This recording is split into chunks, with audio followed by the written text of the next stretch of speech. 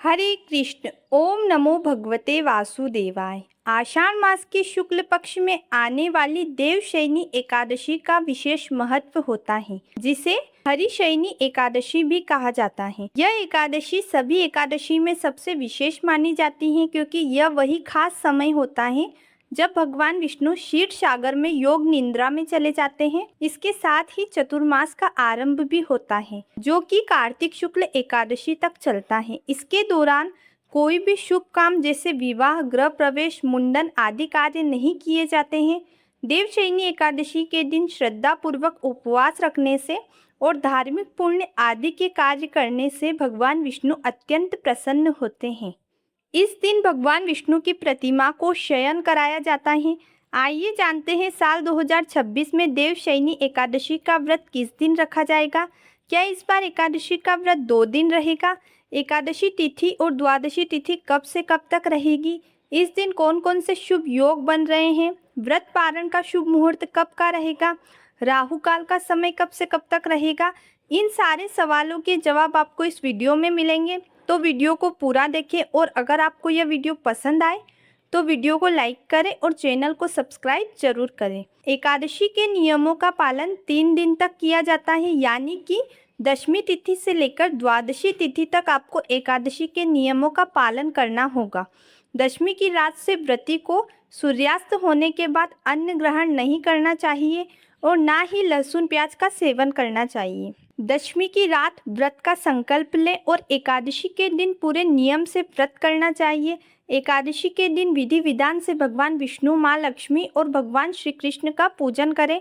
हो सके तो रात्रि में जागरण भी करें और अगले दिन शुभ मुहूर्त में अपने व्रत का पारण करें। इस बार देवशयनी एकादशी का व्रत बहुत ही शुभ और संयोगों के साथ रखा जाएगा, क्योंकि देवशयनी एकादशी के दिन सूर्य और उच्च के गुरु के साथ पुष्प नक्षत्र का प्रभाव भी रहेगा, जो पूजा पाठ और आध्यात्मिक कार्यों के लिए श्रेष्ठ माना जाता है। ऐसे में अगर आप भी भगवान विष्णु की कृपा प्राप्त करना चाहते हैं और पापों से मुक्ति के बाद मोक्ष प्राप्ति की कामना रखते हैं, तो आपको भी इस एकादशी का व्रत नियम से करना चाहिए। आषाढ़ शुक्ल एकादशी तिथि प्रारंभ होगी 24 जुलाई दिन शुक्रवार को सुबह 9:13 पर और एकादशी तिथि का समापन होगा 25 जुलाई दिन शनिवार को सुबह 11:34 पर। अब यह सोचने में आता है कि व्रत किस दिन रखें, तो देखिए, अगर सूर्योदय के समय दशमी तिथि विद्यमान हो और उसके थोड़ी देर बाद ही एकादशी तिथि लग जाए, तो उस दिन एकादशी का व्रत नहीं किया जाता है। हिंदू धर्म में एकादशी का व्रत उदया तिथि के अनुसार किया जाता है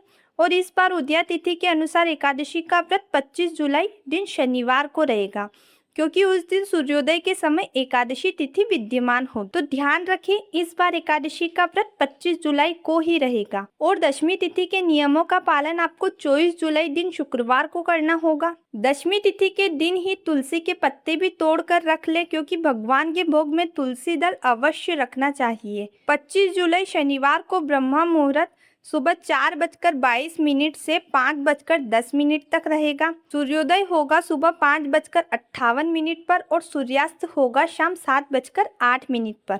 अभिजीत मुहूर्त दोपहर 12:07 से 12:59 तक रहेगा, लेकिन अभिजीत मुहूर्त के समय द्वादशी तिथि भी लग जाएगी और राहु काल सुबह 9:15 से 10:54 तक रहेगा। बस राहु काल का ध्यान रखें, उसके बाद या पहले एकादशी लगते से ही आप पूजा कर सकते हैं। द्वादशी तिथि 25 जुलाई शनिवार को सुबह 11:34 से प्रारंभ होगी और द्वादशी तिथि का समापन 26 जुलाई रविवार को दोपहर 1:58 पर होगा। 26 जुलाई रविवार को ब्रह्म मुहूर्त सुबह 4:22 से 5:10 तक रहेगा।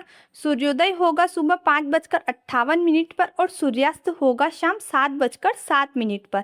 व्रत पारण का शुभ मुहूर्त 26 जुलाई रविवार को सुबह 5:28 से 8:36 तक रहेगा। आशा करती हूँ आज की ये जानकारी आपको पसंद आएगी।